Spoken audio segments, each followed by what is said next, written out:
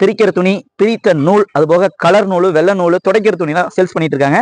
சில கஸ்டமர் வந்து என்ன சொல்றாங்கன்னா பேக்கெட் பண்ணி கொடுப்பீங்களான்னு கேட்டிருக்காங்க. அந்த அடிப்படையில இங்க வாங்க பாத்துங்க, நூலை வந்து இந்த மாதிரி பேக்கெட் பண்ணி தரோம். ஒரு கவரே போனாலும் பரவாயில்ல, இது மாதிரி பேக்கெட் பண்ணி தரோம் நம்ம.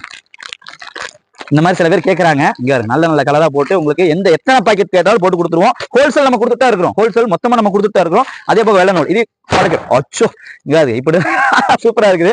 ஓகேங்களா மக்களே, இந்த மாதிரி பேக்கெட் பண்ணி கொடுப்போம் நம்ம.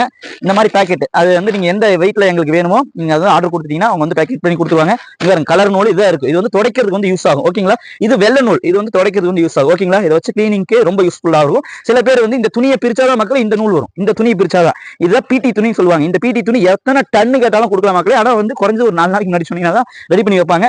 பிரித்த நூல், பிரிக்கிற துணி, அது போக துடைக்கிற துணி ஃபுல்லா அவைலபிள் இருக்கு. வேணும்னு கீழே நம்பர் கூப்பிடுங்க. அடுத்த சந்திப்போம். அஸ்ஸலாமு அலைக்கும்.